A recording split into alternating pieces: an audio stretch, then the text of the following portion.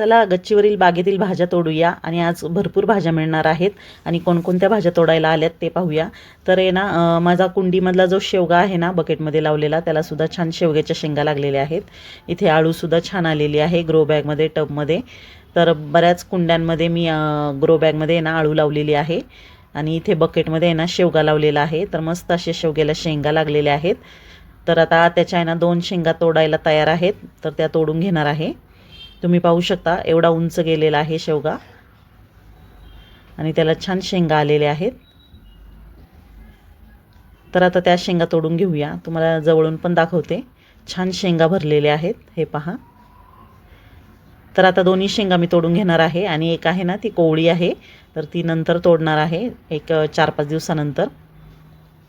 तर खूप छान शेवग्याला शेंगा येतात आणि चविष्ट शेवगा आहे आणि मी बऱ्याच कुंड्यांमध्ये शेवगा लावलेला आहे। तर आता या शेवग्याच्या दोन्ही शेंगा तोडून घेत आहे। एक शेंग खूप लांब झालेली आहे आणि एक छोटीच आहे, पण ती पूर्ण तयार झालेली आहे। हे पहा दोन्ही शेवग्याच्या शेंगा किती मस्त झालेल्या आहेत तयार।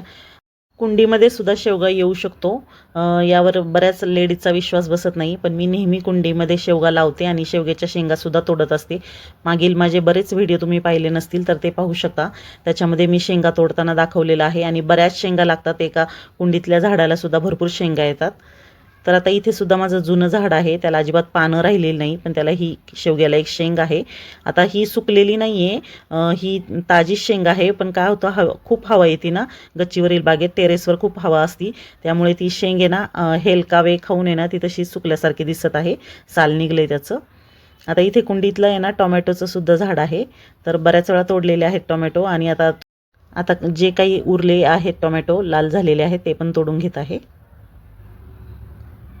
आता हे टोमॅटोचं झाड सुकायला लागलेलं आहे, त्यामुळे आता याला टोमॅटो जास्त येणार नाही, पण जे याच्या आधी मी बऱ्याच वेळा तोडलेले आहेत, तर तयार टोमॅटो सगळे तोडलेत। इथे सुद्धा आहे ना टबमध्ये टोमॅटोचं पण आहे आणि फुलांचं पण आहे, मखमल झेंडूचं। तर आता याच्यामधले सुद्धा टोमॅटो तोडायचे आहेत। झेंडू किती सुंदर दिसत आहे तुम्ही पाहू शकता आणि यातले छान लालबुंद टोमॅटो तोडून घेते।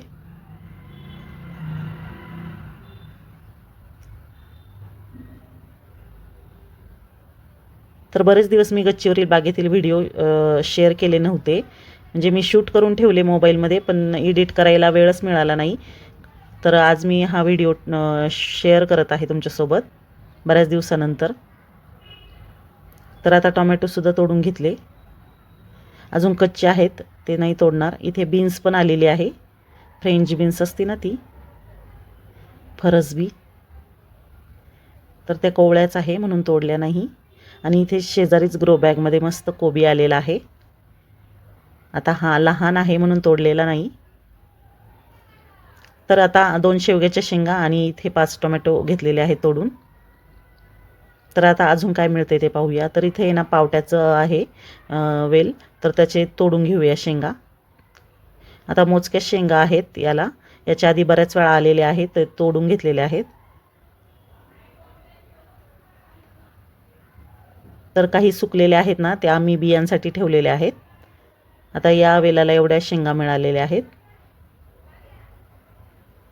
इथे सुद्धा आहे पावट्याचं, त्याच्या पण शेंगा तोडूया। तर मी ग्रो बॅग बऱ्याच घेतलेल्या आहेत, मोठ्या मोठ्या आहेत ना, त्याच्यामध्ये बऱ्याच भाज्या लावता येतात। फक्त खूप मोठ्या ग्रो बॅग वापरायच्या नाही, कारण त्या स्ट्रेट राहत नाही, तर माती टाकली की त्या अशा पसरल्या जातात। म्हणून ग्रो बॅग घेताना ना खूप मोठ्या आकाराच्या चौकोनी आयताकृती ग्रो बॅग घ्यायच्या नाही, मीडियम साईजच्या घ्यायच्या। तर याच्यासुद्धा मी पावट्याच्या शेंगा तोडून घेतलेल्या आहेत एवढ्या।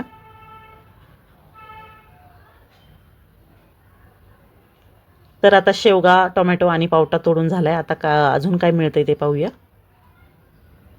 तर आता हा कुंडीतला ऑर्गॅनिक भाजीपाला आहे, याला कुठलंही औषध फवारलेलं नाही आहे, फक्त मी शेणखत वापरते, वाळलेलं शेणखत। तर इथे बकेटमध्ये माझं लिंबाचं झाड आहे, तर त्यालासुद्धा किती छान लिंब लागलेली आहे तुम्ही पाहू शकता।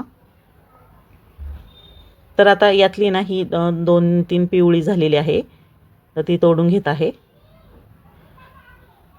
ती फ्रीज बाहेर ठेवली ना तर 2-3 दिवसांनी याला पूर्ण पिवळा कलर येतो। तर आता याला हलकेसे पिवळे डाग पडलेले आहेत, तरी मी तोडून घेतलेले आहेत।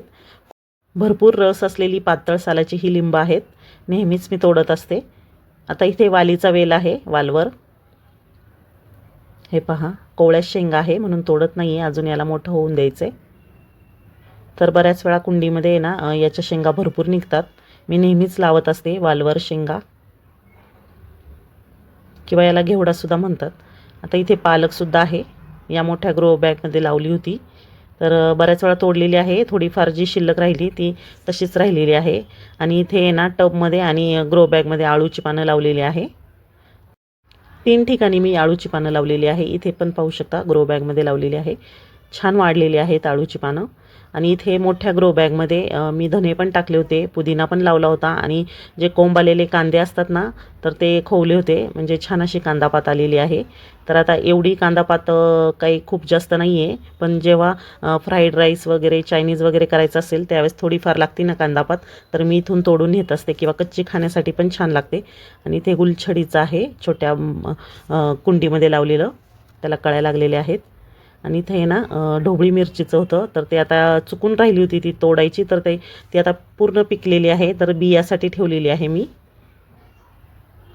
आणि इथे अशी मखमल झेंडूची फुलं आहेत भरपूर. तर पूर्ण गच्चीवरील बागेत अशी फुलं पसरलेली आहेत. आता यातली आहे ना जी मोठी मोठी आहे ती मी देवासाठी नेत आहे, देवपूजेसाठी. तर एकदा हे झाड लावलं ना झेंडूचं, तर परत कधी झाड लावायची गरज पडत नाही. हवेने याच्या पाकळ्या ना सर्व कुंड्यांमध्ये पसरतात आणि नवीन रोपं तयार होतात आणि भरपूर फुलं लागतात याला. आणि झेंडूचं आहे ना झाड असावं गार्डनमध्ये, म्हणजे ना त्याच्यासाठी माश्या येतात, पॉलिनेशन होतं आणि मग भरपूर भाजीपाला मिळतो. आपल्या कुंड्यांमधल्या भाज्या आहे ना छान बहरतात. तर इथे सुद्धा आहे माझं अंजीरचं झाड बकेटमध्ये लावलेलं, तर त्याच्यामध्ये सुद्धा बघा झेंडूची फुलं आलेली आहे.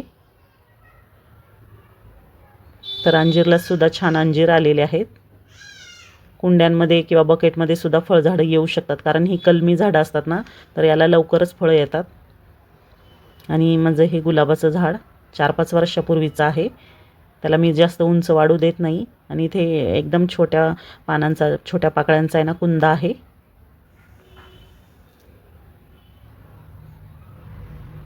तर गार्डनमध्ये ना भरपूर फुलं पण निघतात आणि भाजीपाला पण निघतो.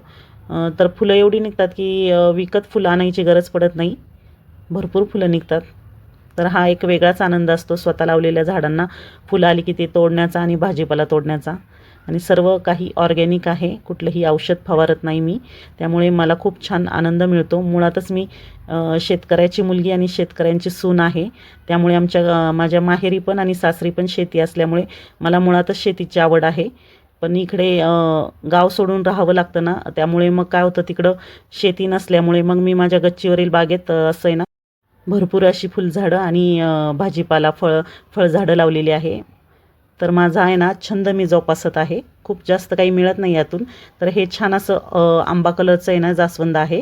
तर हे आता उमललेलं नाही आहे, 1 तासाभराने हे उमलणार आहे, अर्धवट उमललेलं आहे. तर ते सुद्धा तोडून घेतलेलं आहे. तर तुरीच्या शेंगा पण थोड्याफार आलेल्या आहेत, म्हणजे याच्या आधी मी बऱ्याच वेळा तोडलेल्या आहेत. पण आता थोडीफार जी फुलं शिल्लक राहिली होती तर त्याला तूर लागलेली आहे. तर ती सुद्धा अजिबात किडलेली नाही तूर, एकसुद्धा तूर किडलेली नाही आहे. छान भरीव अशी तूर आहे. तर आता या तुरीच्या राहिलेल्या शेंगासुद्धा तोडून घेत आहे. ही शेवटची आहे.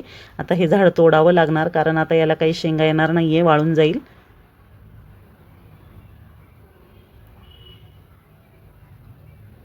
आता सध्या एवढं बागेमध्ये काही लावलेलं नाही आहे, नाहीतर मी बऱ्याच वेळा सर्व भाजीपाला, मेथी वगैरे सर्व लावत असते. आता मी पुन्हा लावणार आहे. तर छान शेवगा, टोमॅटो, लिंब, तुरीच्या शेंगा, भरपूर फुलं. आता इथे ना जास्वंदीचं पण आहे आणि इथे मखमल झेंडू पण आहे काही कुंड्यांमध्ये. तर हे गुलाबी जास्वंद आहे ना, त्यातसुद्धा कळ्या अर्धवट उमललेल्या आहे, तर त्या तोडून घेत आहे.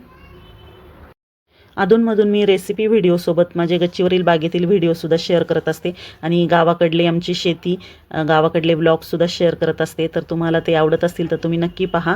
आणि माझी गच्चीवरील बाग, त्याच्यामधला भाजीपाला, ऑर्गॅनिक भाजीपाला तुम्हाला कसा वाटतो, तुम्हाला व्हिडिओ आवडला असेल तर व्हिडिओला नक्की लाईक करा, शेअर करा. आणि चॅनलवर नवीन असाल तर चॅनलला सबस्क्राईब करायला विसरू नका. आणि असेच नवीन व्हिडिओ बघण्यासाठी सबस्क्राईब केल्यासोबतच बेल आयकॉन प्रेस करा, म्हणजे माझ्या येणाऱ्या नवीन व्हिडिओंची नोटिफिकेशन तुम्हाला सर्वात आधी मिळेल. तर भेटू पुन्हा. Bye bye.